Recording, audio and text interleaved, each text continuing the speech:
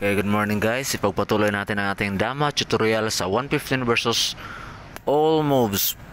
At andito na tayo sa game number 15. Kasi na game number 15 guys, galing din ito sa larong game 1. Okay, simulan natin. 115, 214, 61, 72, 116, 313 para makabalik siya. Kain tayo ng 15x3, kain siya ng 13x7, then abante tayo ng 1614, kain siya ng 2x16, kain tayo ng 4x14, then nag 116 siya, 54 tayo, nag 1613 siya, nag 416 tayo, nag 51 siya, nag 95 tayo. Then sa mga dating sa game 1 to game number 15 is mag 116 siya. Ngayon sa game 14 ay nag 115 siya. Pero ngayon hindi na siya abante sa 115 or 116 kasi talo pa rin. Kaya ang ibang variation niya is nag 95 siya. Kaya pag na 95 siya, 314 tayo, mag 116 siya. Okay, ito na ang pinakadelikadong move sa white guys, itong 8-3. Okay, hindi ka mag move ng 8-3 kung hindi mo kayang makalabas sa ganitong position, kasi natatrap na itong 5 mo, natatrap na itong 5 mo, itong 14, itong 2, itong 3, itong 7 at ang 12. Na-trap na yan dito sa tatlo, 3 versus 5 na yan. Kaya pag hindi ka siguradong masusolve mo ang ganitong move, yung A3, huwag mo na lang i-move ang A3 kasi delikado yan pag hindi mo kabisado ang pasikot-sikot sa mga move na ito. Okay, balik tayo. A3. Kaya pag A3 natin, sinimula niya ng i-paralyze ang bato, yung mga pisa mo. Kaya nag 6-2 siya. Kain tayo ng 14x6, kain siya ng 10x2. Okay, ito na ang posisyon. Parang 4 versus 5 na dito sa kaliwa guys. 5-4. Then ang move niya is 5-1. Okay, may ibang variation din dito guys. Itong 11-6 muna kasi ang 5-1 magagamit yan sa lansi mamaya. So ang pinaka malakas na move ng kalaban is itong 11-6. Makakita siya ng tablahan dito sa 11-6. Okay, dito muna tayo sa libro. 5-1. Okay, nagpa 5-1 siya, 10-5 tayo, 11-6 siya. Dapat kasi itong 5-1, itong bato sa 1 is dito lang sa 5 para hindi magamit sa lansi. Okay, nag 11-6 siya, nag 16-13 tayo. Isa pang mali niya ang pumasok dito kasi makakatatlo tayo. Okay, yan. Ito ang pagkakamali niya. So, nag 214 siya. Okay, sa game number 16 is mag 115 siya. Okay, at ang sa game 17 naman is nag 8-3 siya. Yan ang game 17. Pero dito muna tayo sa 214, ang isang pagkakamali niya sa move. Okay, pakain tayo dito. 14-15, kain siya ng 115, 1x15. Pakain tayo dito sa 214. Kain siya ng 16x2. Kitang-kita na yan. 4. Pakain tayo sa pakain tayo dito sa 651, kain siya ng 15x5. Then unahin natin pagkain ang 4, itong 7x1. 1, 2, 3, 4. Then kakain pa siya dito sa 13x x7, kaya may bahaw dito. Kainin mo itong bahaw. 4x10. So talo na talaga to, talo. Okay, balik tayo, balik.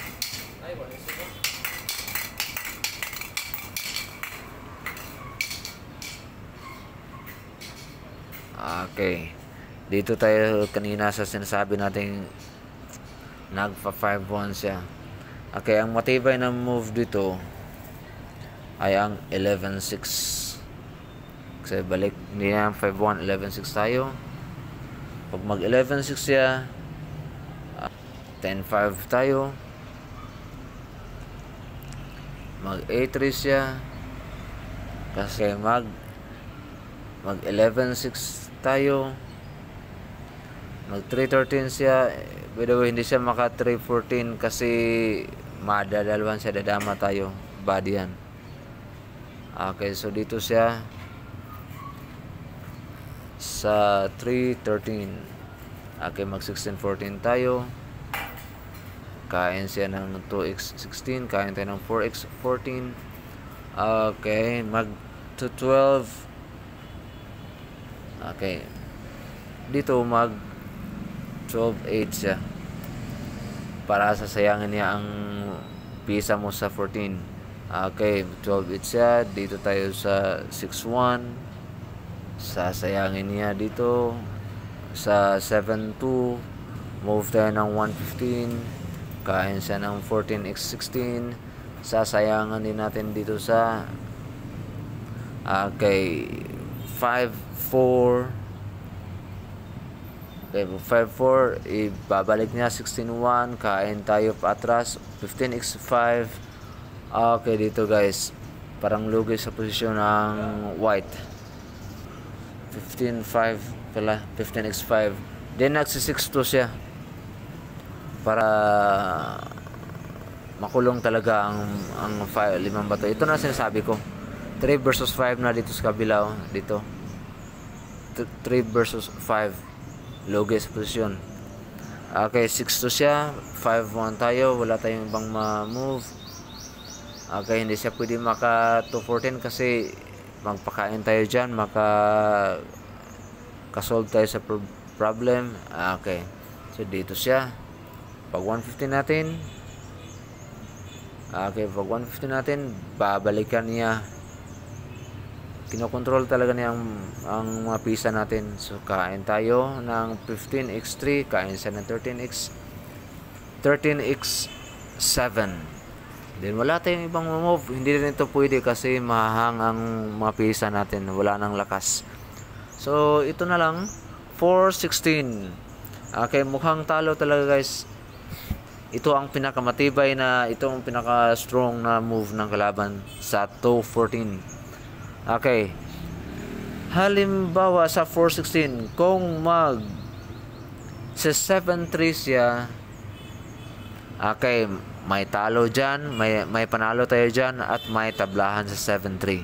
Ipapakita ko sa iyo guys ang tablahan at panalo sa move ng 7-3. Kahit lugi ito sa posisyon, may panalo pa rin dito sa 7-3 niyang move. Hindi, okay, tandaan mo muna ang posisyon nito guys. Then mag 7-3 siya. So wala tayong ibang move kundi mag 16-13. So alangan naman ipadalawa niya. So iilag siya sa 3-14. Then dito pakain na tayo. Pakain. Ito muna tayo kakain sa 14x2. Then kain tayo patras 14x6. Then hindi siya makapunta sa 2-14 guys kasi dadalawahin natin. Wala siyang solution dyan. So dito siya mag-move sa 2-15. Okay, wala na tayong ibang magawa kundi dadama na tayo dito. Talo na siya dito guys. Magre-resign na. Okay, kasi dito siya cover lang. Wala, kahit saan ang i-move na dito guys, ito talo na talaga. Okay, papakita natin ang tablahan sa move niyang 7-3. Okay, 7-3. So sasayangin dito sa 13, 16-13, ilag siya ng 3x14. Dito na 2-15 pakain. Okay, ang tablahan nito guys is itong 16x2. So kain tayo. So syempre ilag siya, dadama. So mag 3A tayo para makadama. Dama rin siya sa 6-10. At ito na guys, medyo tagilid ang white kasi pag dadama tayo dito mamamatay ang dama natin. So control lang. So dito muna tayo. 13-3. Okay, control din siya. 5-1. Okay, hindi na tayo makadama kundi magpakain na ng 3-14. Kain siya ng 10x16. Tsaka na tayo dadama. Okay, dadama siya. So madadalawan siya, cover siya. Cover ng 115. Okay, dito pag dito tayo sa 12-8 is talo na. So the best move is 3-7. Okay, kung hindi niya sasayangin dito, draw pa rin. Pero kung sasayangin niya dito, draw pa rin. Halimbawa, ito sasayangin niya sa 16-11, dadalawahin mo, kain siya ng 11-7, kain tayo ng 12x2. Kaya wala na talaga siyang solusyon dito, madadalawa na talaga. Kaya draw ang game na ito sa balik. Halimbawa, hindi niya sasayangin, mag-move siya ng iba. Okay, kain tayo, dama tayo.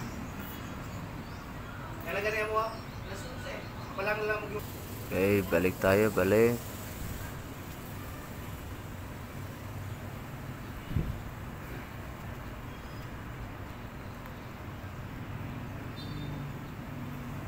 Okay, pagpatuloy natin yung 5-1 na may mali. Ito sa game number 15, talo na to ang 2-14. Subukan natin ang game 16, ang 1-15.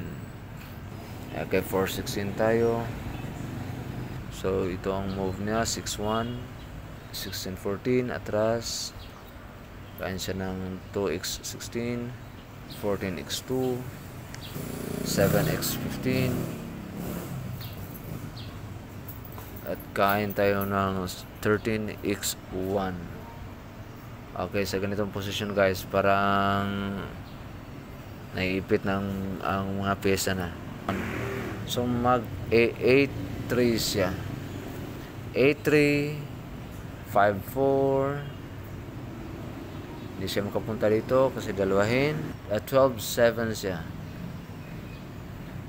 4-16 tayo. 2 siya. 16-13 tayo. So wala siyang ibang move kundi iilag talaga. 3-14. Okay, pag 3-14 niya, dadalawahin mo na yan. Okay, 7 out of 14, 16x2, then 7x3. 7x3. Okay, resign. Okay, balik tayo.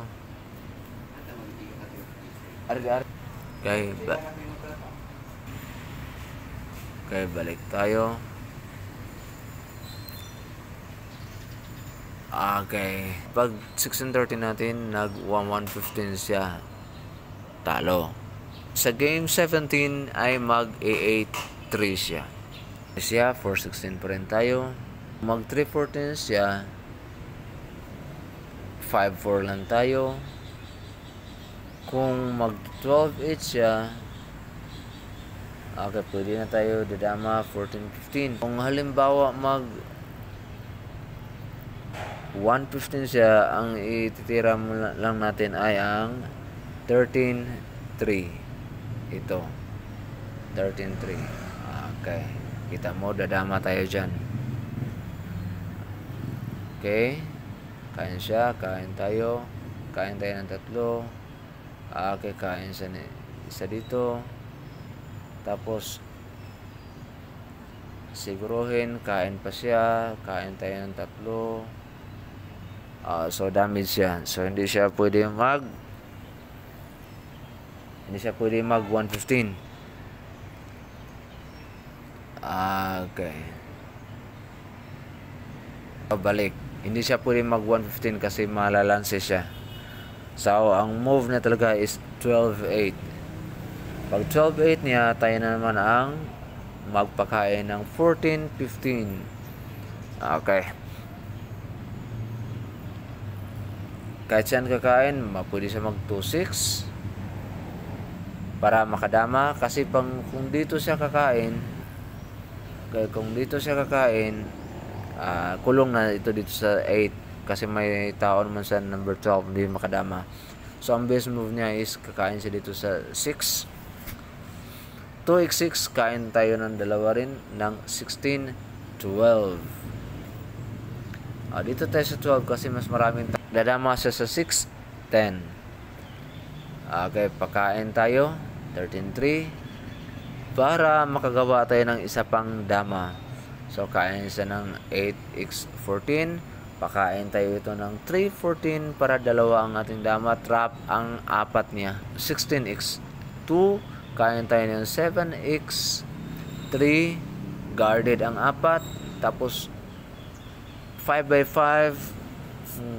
Pwede pa rin malaro ito. Pero sa ibang laro nito ay magre-resign na talaga ang brown. Hanggang sa next video na naman guys sa game number 18. Okay, salamat sa panonood.